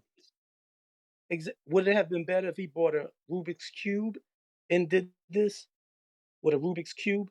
He could have pretty much kind of met us halfway. Well, at least with the Versus Rubik's the Cube, when he ripped off ball. half of the top layer and said, look, I'm going to put it in the center of the Rubik's Cube, at least the angles would still be angles. Where he's done it and said Yeah. they're coming from the center of a sphere, the angles that were on the top of the Rubik's Cube on a flat plane with 90s suddenly stop being angles when you put them in the middle of an orange. A Rubik's Cube at least doesn't have that problem. I tried to do experiments that are I did a failed mathematical measurement. It wasn't very successful. Pause. I like to do experiments, inferring that this was one. What a bloody outrage. almost impossible, that are just at the border of being impossible. An experiment that's impossible, you'd find that out at the hypothesis construction stage, not when you're out on your bike thinking that you're observing phenomena, when you measure angles that aren't very good off a flat plane. Okay, it wasn't an experiment. Experiments have empirical outcomes. Hypothesis actualization only has an empirical outcome attached to it. You either cause the effect or you don't.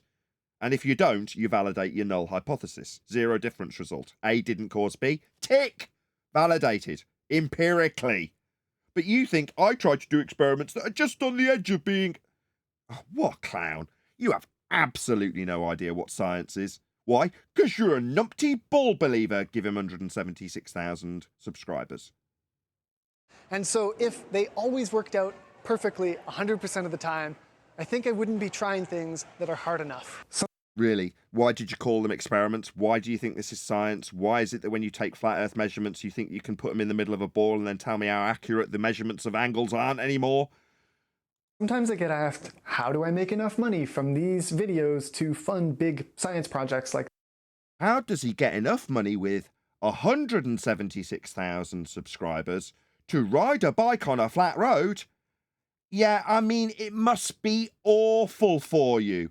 Yeah, only the other day I heard Penguin Z moaning about some other YouTuber and the hypocrisy of him moaning about how hard it was to stream for 6 hours a day. You haven't got the vaguest idea. You're e-begging with this many... You get promoted. This video How many views has this had? 4 million. Yeah, I could pay my rent 15 times over with this single video's views in ad revenue, but you're going to plead poverty? What a bloody outrage. How dare you plead poverty? It's disgraceful.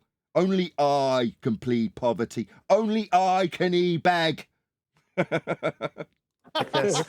Hey, Nathan, one. Nathan, can I add something? I Yes, have a go ahead. question. Does the term experiment only be used with the antecedent adverb scientific, or can you do an experiment that doesn't necessarily have to be scientific? Because they use scientific experiment, or they use the word experiment, and people Fine, good automatically question. assume that Yes, it's no, that's scientific. fine. Could you There is a clarify? Thank you. crossover in vernacular where colloquially you can say, I went down to the BMX track and experimented with my bike on the jumps. That would be a perfectly acceptable use of the word experiment in a colloquial sense. Yeah. I'm sure you've heard, the scary government-based don't experiment with drugs. Are you validating a cause and effect relationship, or do you have a crack problem? You know what I mean? Experimenting isn't necessarily contextualized, except when you're here. Why, you ask? When you're here, is it contextualized? Because of the subject matter we deal with. What is science? Well, when we are dealing with the natural world, we are very specific in our categorization of our subject. Therefore, the categorization of the type of science we specifically detail is natural science. Natural science is cause and effect reasoning based on systematic experimentation after formulation of a viable hypothesis. That is science when you contextualize around nature.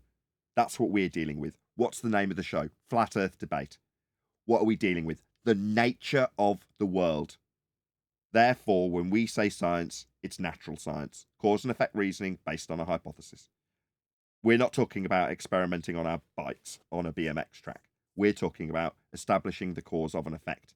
He's using the terminology, not because he's saying, I'm experimenting on my bike to see how well it'll do on this flat road in terms of how much, tyre wear I've got. That would be a reasonable use of the word experiment. I'm experimenting with how my gears work on this flat terrain. Fair enough. That's not what he's doing. He's hijacking the terminology of an empirical method, so that when he says, I'm doing experiments, after declaring he's proven Earth's sphericity in its measurement, qualitatively and quantitatively. Oh, right, have you? Oh, right, and you like to just do experiments that are just on the edge of just being a bit too hard? Please give me money. Oh, right, I see. Not an experiment. No, definitely not. A failed measurement, if that. Hope that answers your question. I don't know if Go ahead. I don't know if I'd call it a failed measurement. He measured the Earth flat. It failed from his perspective, maybe. Yeah, I tried to highlight that. It doesn't matter that you were a few minutes off when you measured a flat Earth. You measured a flat Earth. All right, you were late with your angles when you were trying to get them to work somehow with your sphere. Oh well. Thank you for the explicit description, Nathan. No problem. Thanks for the super chat, D-Rose. Really appreciate all the support. Only I am justified in And my answer to that is that I don't. If you think this guy, with his considerably larger channel than me, doesn't make enough money to go out on a bike, then imagine how I feel. Hit the PayPal link if you want to support this channel. Please become a Patreon. I don't even make enough money from this channel to pay for my expenses, let alone my time. Now divide your channel by a considerable margin and wonder how people responding to you feel when they get absolutely no promotion. You think one of my videos is going to go viral with 4 million views? No, definitely not. I won't even appear in the searches to have many, many, many, many people to e-beg to like you have here. Lucky old you. See, what I'd hope for, Kurtis, and I do this daily, is I share your video because I get absolutely no algorithmic love whatsoever, and I'm totally dependent on the good-hearted nature of the people who support me financially, because I'm not getting any algorithmic love, therefore any ad revenue. You are definitely getting ad revenue off a 4 million view video, and you've got plenty of people to appeal to because you will appear in searches that I will not. But what I do ask when I share your link and ask people to help you further in the algorithmic love that you do receive is that they leave you a comment that lets you know I responded to your video, pointing out your flat earth angle measurements. And I would hope that I would receive algorithmic love via you, because I'm not getting it from YouTube, and I'm certainly not paying my rent or fixing cars or doing anything beyond scraping by with this tiny little YouTube channel that gets no algorithmic love from YouTube. But meanwhile, the single time that somebody has actually responded to me, what that particular weasel and Matthew Learns did was put it on a totally unknown channel with no subscribers rather than his 500,000 subscriber channel. So I saw no benefit from his response, and nobody saw my link going by, like I'm putting out to the maximum audience I feasibly can. But like I say, as you can see, I'm putting your link and asking people to go to your video, giving you more views, giving you more, maybe subs, but giving you more comments, algorithmically benefiting you, only to get screwed over and never responded to, and never ever having my link shared by YouTube or anybody else on my tiny channel that I work 24/7 to keep running and scrape by with. But you carry on. I'll play out your full e-begging plight. But if you want, so that means someone just subscribed to my channel. If you want to support what I do. Yet you're doing so well that even while you're making this outro, people are subbing you. Yeah, you're actually elated with how well you're doing, and I don't blame you. I would be over the moon and probably set for life if I had the same number of subscribers. I never probably will, because I'll never receive the algorithmic love that you do. But you carry on e-begging because you want more, don't you? Do here on this channel. Please check out my Patreon page. Every little bit helps. And yeah, I bet it does. Yeah, I bet it bought that really beautiful bike that you had. Me? Yeah, I'm struggling. I'm not going to lie either. When I see somebody much, much bigger than me moaning about how hard life is, somebody with 5 million subscribers moaning about how difficult it is to stream for 6 hours a day, and the grind is starving them of having a life. So I got up at 6 o'clock and started fixing a crap old car that's 22 years old, so I could just about manage to get my kids to classes. Yeah, that's my life, scraping by, e-begging daily, and making sure, come hell or high water, I do a very long stream, make sure I get a members-only video, supply my second channel with material, e-beg the entire time. That's what I've got to do, just to scrape by. But yeah, you appeal to my little audience for your Patreon. And actually, every patron adds a drop in the bucket. Another way you can support me is to subscribe to my channel. Yeah, and you get it in spades, mate. You've got loads of them, by comparison to me. I mean, don't get me wrong, you're not PewDiePie, but I'm sure you can make a living off 176,000 subscribers with just ad revenue. Yeah, it's not enough, I realise, but, you know, for me, I don't get any of that love. And like this video. Yeah, do the same for me. All of that and more. Subscribe, hit my PayPal link, hit my like button, and go and share our algorithmic love with this guy. Go and click on his link that I put in the chat. Say Nathan Oakley 1980 sent me. And hopefully this guy will see my plight and hear my pain, my real pain. Yeah? It's not just meaningless. See this smile, this sug smile? Yeah, me on camera. Oh, my camera's bust. I was going to go on camera and you could see the pain look on my face after a distressing, however long it's been. Internet points. I'm probably over-egging this pudding, aren't I? Actually affects the algorithm, which changes how many people will see my science content. So that's huge for me. You don't have science content. We do. We disseminate what actual science is on a daily basis, but you want people to subscribe and grow your channel that's already much, much bigger than anybody who's covering the subjects that you're trying to undo. Earth is spherical, by the way, not that you all had this original religion that you were indoctrinated with from childhood, but I need to reaffirm it for you all. Please subscribe to my Patreon. It's really hard. Yeah, anyway, I better shout out the super chats that have actually come in the meantime. So shout out to Russ, who says, enjoyed the show. Thanks, Nathan. Oh, really appreciate the support. Thank you very much indeed.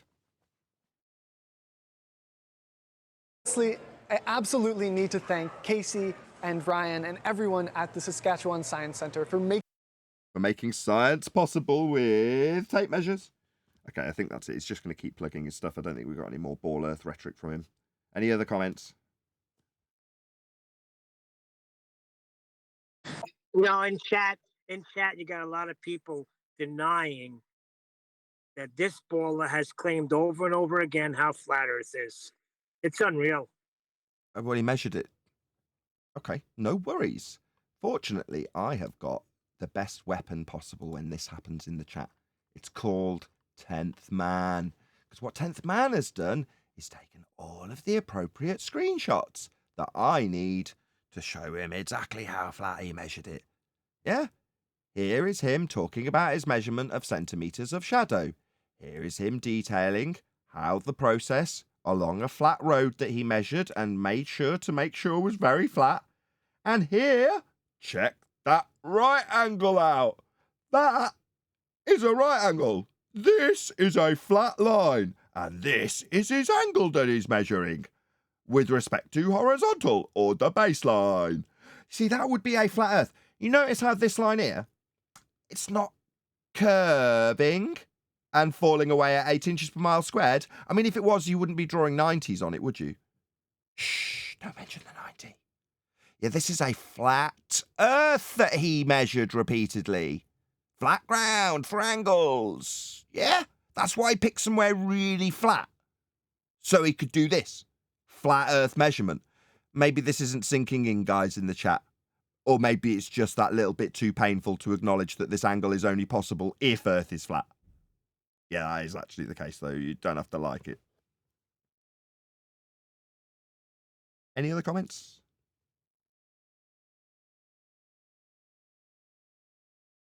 No? Well, what I'm going to do at this point... Well, yeah, go ahead. I just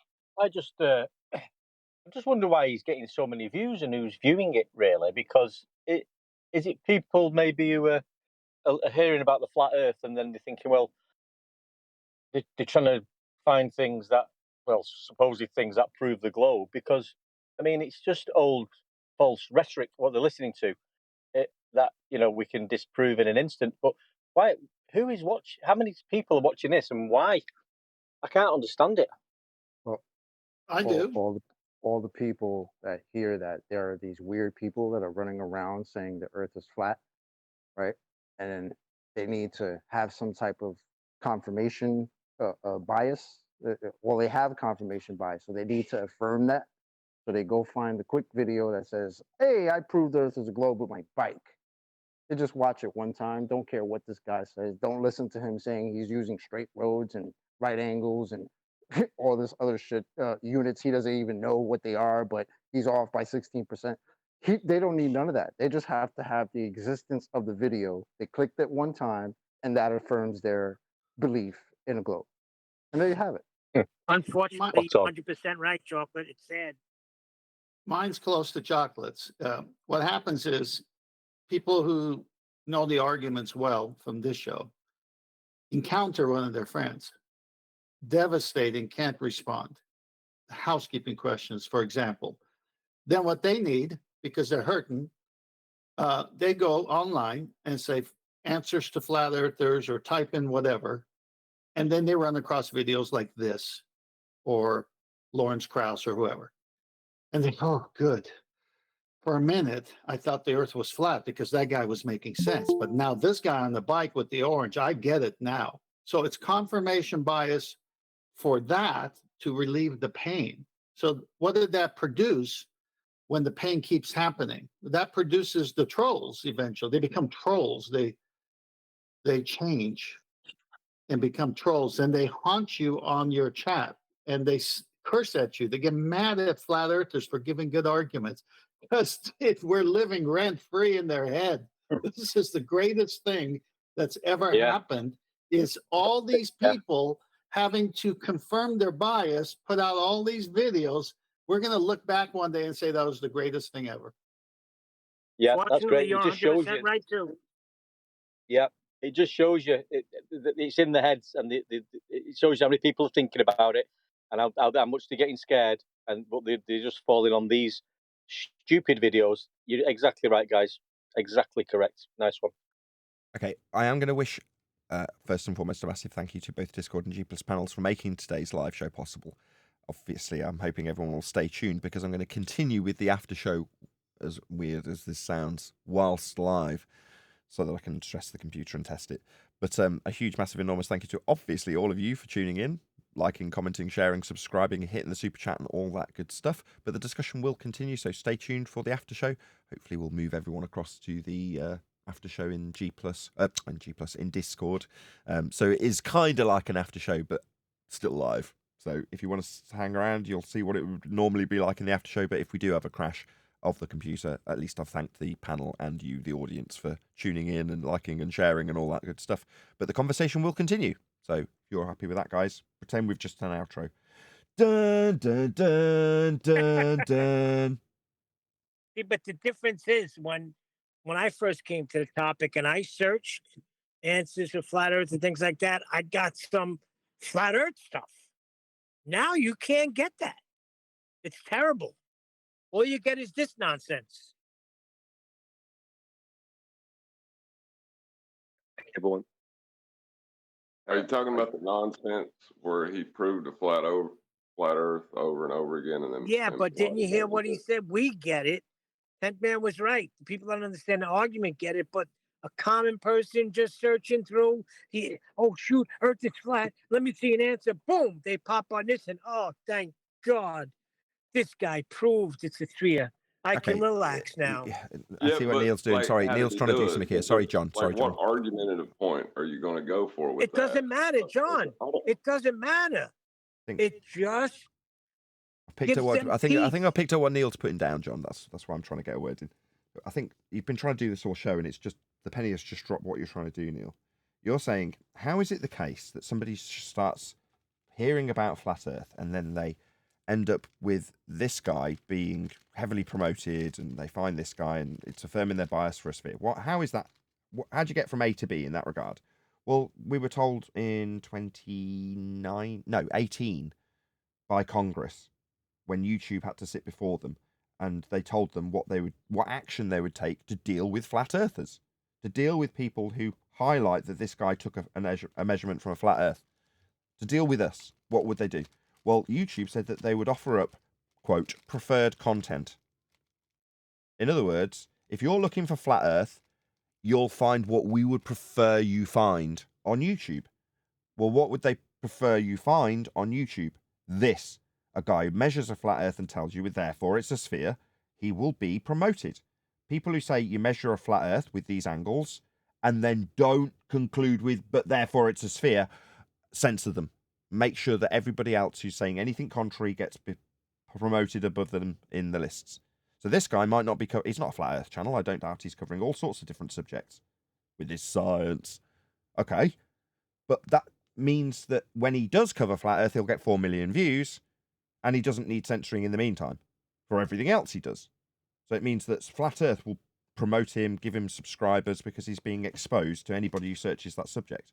While the people actually specialising in the subject, us, who disseminate the same thing, just pointing out that you don't have to go to hell after you've measured an angle, well, we get heavily censored. So you end up with this guy being what everyone's served up, and it just affirms their bias, even if they don't want it to. Even if they wanted to find out about the flat Earth, which is what they typed in, they don't. They find out about the globe Earth when they type in flat Earth. And how flat it isn't when you measure it flat and put it in hell. The angle, that is. Yep, exactly. But that would mean they'd have to have an algorithm that determined the incoherence of your words. To, like, the more incoherent, the more recommended you are, is what it would seem like. I think you've got plenty of people who assess these videos, and upon being flagged as, no, this guy's going to be producing flat Earth content, that's it. Once you're marked in the algorithm, like we are with the tramp stamp daily. I mean, did this guy get a tramp stamp? I don't know. Let's have a little look. Yeah, he got a flat Earth tramp stamp. He got a flat Earth tramp stamp and 4 million views. Right? So he's identified as flat Earth. But have they said, oh, well, because it's covering flat Earth, he says the words in it, do we need to shove it to the bottom? It's had 4 million views. So obviously anti-flat Earth rhetoric. That will have been everything that you could possibly need to find when you're typing in flat Earth. He doesn't say flat Earth in the title. It may not even be in his tags. I can't see in his description where it's suddenly popping out at me as saying flat Earth really near the top. So, but, you know, the algorithm's picked it up. Someone's had a look, gone, no, this is definitely anti-flat Earth. He's saying how it proves a sphere. Okay. So there we go. And just in case you were listening to some of the elevation angle, no, I keep saying it, some of the angle measurements he took, like on screen now, and thought for 1 minute that the angle measurements off a flat Earth meant Earth was flat, There's your tramp stamp below. Here you go. Earth isn't flat. Look, here it says it on the tramp stamp. Why is it not an elevation angle measurement? I'm not understanding why you're making the distinction. What elevation of what? The sun? It's the angle difference that he's taking. It's just the angle difference along the ground, how much it extends, as opposed to the change in elevation position through a sextant of the sun. So I wouldn't call it an well, why are elevation. you saying it has to be with the sextant to get an elevation angle? I'm not saying it has to be with the sextant. I'm saying it has to be of the elevation of the sun, as opposed to the difference in length of shadow on the ground. That wouldn't be an elevation, would it? But the angle from where the end of the shadow, the line that you would draw there, that gives you an angle. Meeting at the sun. An angle? Elevation angle. No, you're right. It meets at the sun. It's in this diagram, right? So, yeah, I suppose you're right. I could call it an elevation angle. Well, I think you said earlier, just a quick one. to the horizontal. Sorry. Go on, one deck. Just saying. I was just saying, just repeating a bit what we've just already said.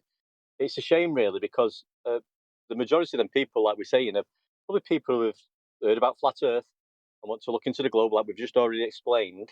But and I'm speaking for myself, probably a few years ago with the Eratosthenes story, you miss you miss what's happening because you told the story and it sounds great and this is how we measure the globe.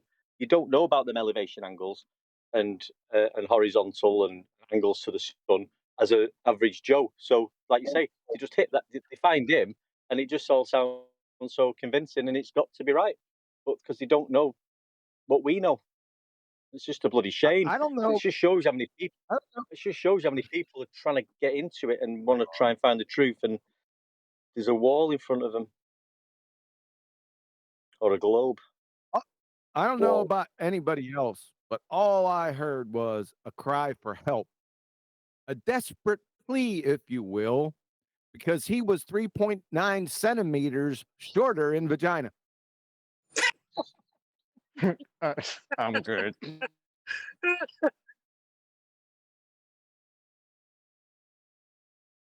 I was wrong. When I said we're not 13, a few years.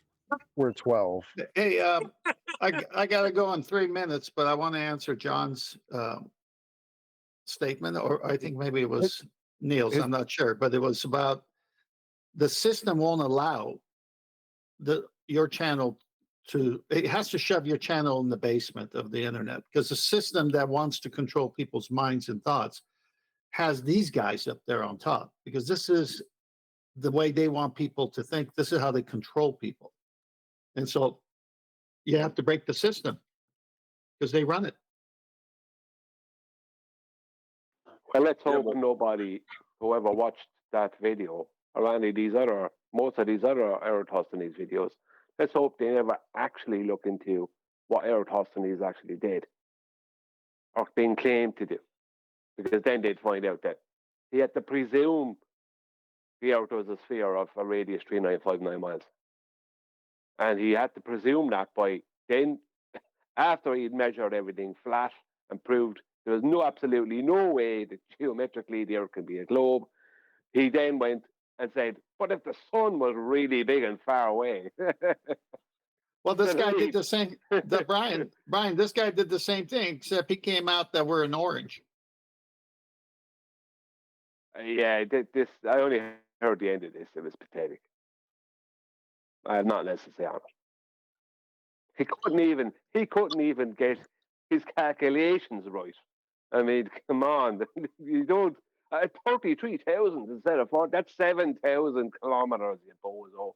Even I could do it and get closer. I don't have to get, because I'm not measuring any globe.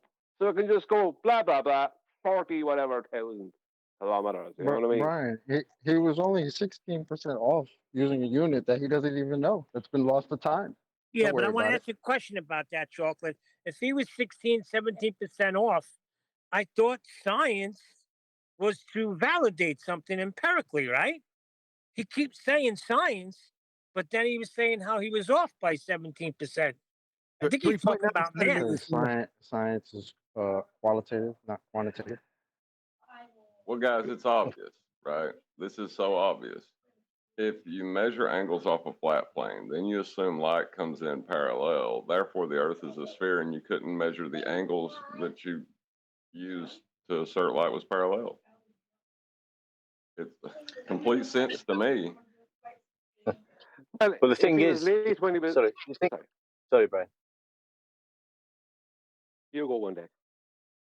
No, No, I'm you just go. saying, like, I'm just saying it's just a shame because even though we're responding to these videos and we're going and Nathan's going through it, it'd be nice for one of these people who are either looking into flat Earth and getting that bullshit that we've just listened to it'd be nice to go through it and explain it with a whiteboard at the back of you with the circle and the stick and the shadow, and then break it down so they can see, and then spend some time on showing them the presumption, and it's just an angle measurement in two different locations, and we get 7.2 degrees, and then we need to bloody divide that and times it by whatever and then divide it into a circle and drum it into them and show them with drawings and examples.